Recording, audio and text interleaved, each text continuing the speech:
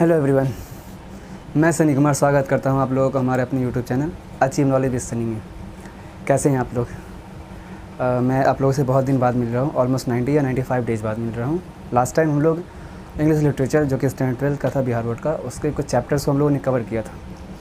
उसके बाद में कुछ पर्सनल कामों की वजह से अब वीडियो को लगातार अपडेट नहीं कर पाया।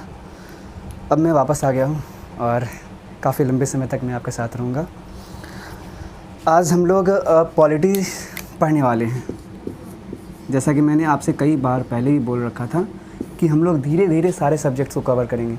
आज हम लोग पॉलिटी का स्टार्टिंग कर रहे हैं और मेरा विश्वास है कि आप लोगों को ये वीडियो काफ़ी अच्छा लगेगा और इससे काफ़ी इन्फॉर्मेशन आप लोग कलेक्ट कर सकेंगे।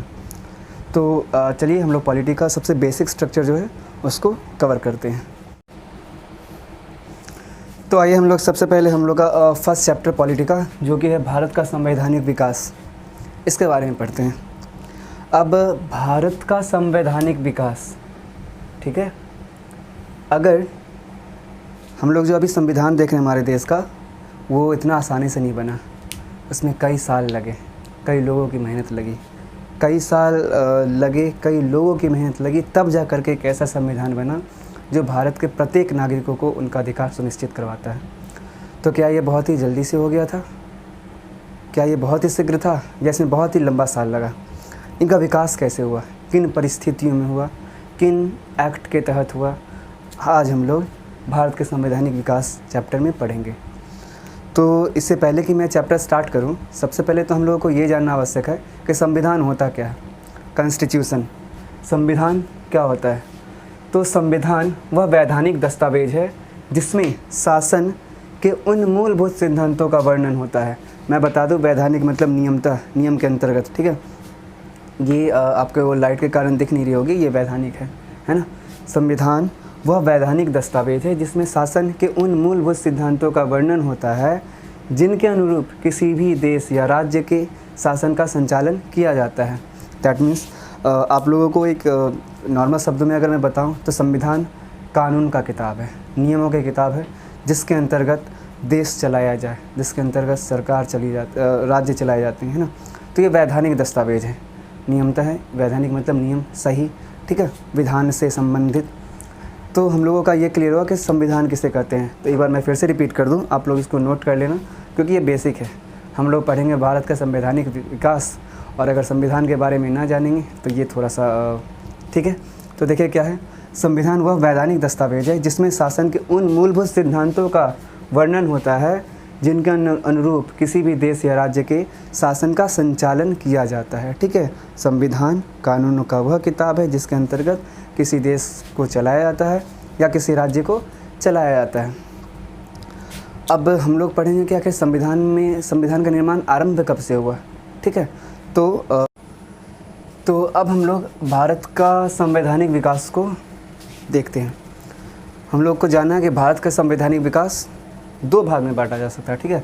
भारत के संवैधानिक विकास का जो इतिहास है वो बड़ा लंबा रहा है।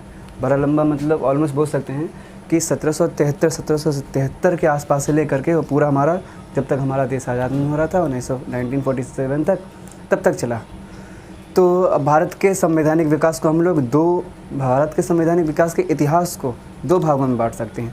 पहला भाग है हमारा ईस्ट इंडिया कंपनी के अंतर्गत, फर्स्ट भाग है हमारा ईस्ट इंडिया कंपनी के अंतर्गत, और हमारा दूसरा भाग है ब्रिटिश क्राउन के अंतर्गत, है ना।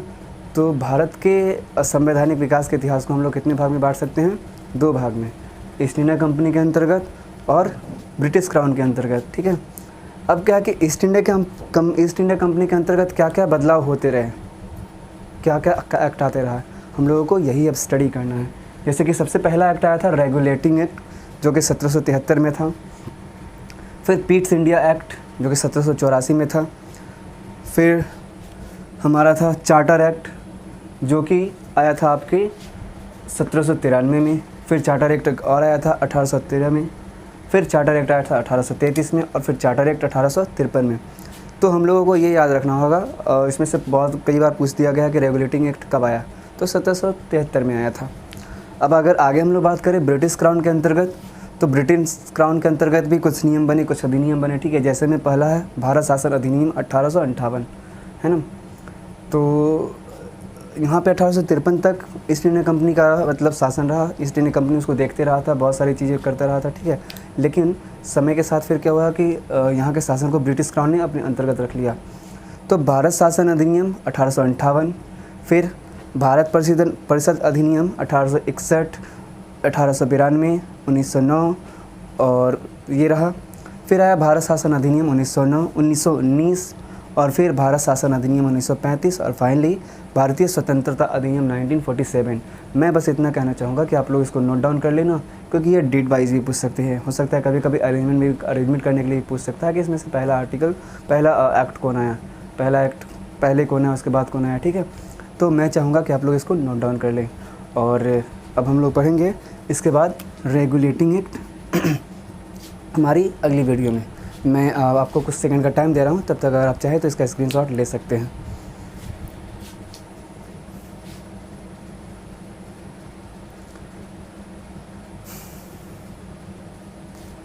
तो सभी से मैं कहना चाहूँगा कि हम लोगों ने फिर से अपनी क्लास को स्टार्ट किया है, तो ज़्यादा से ज़्यादा इस वीडियो को शेयर करें और ज़्यादा से ज़्यादा लोगों तक पहुँचाएँ।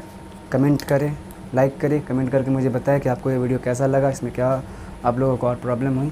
मैंने बस इतना ही सोच रखा है कि मैं काफ़ी स्लोली पढ़ाऊँगा, काफ़ी स्लोली मीन्स बहुत ही आराम से पढ़ूँगा हम लोग सारी चीज़ों को, और ज़्यादा से ज़्यादा चीज़ें याद करने की कोशिश करेंगे, ठीक है, क्योंकि ये ऑलमोस्ट आपके सारे एग्जाम्स में पूछी जाती हैं।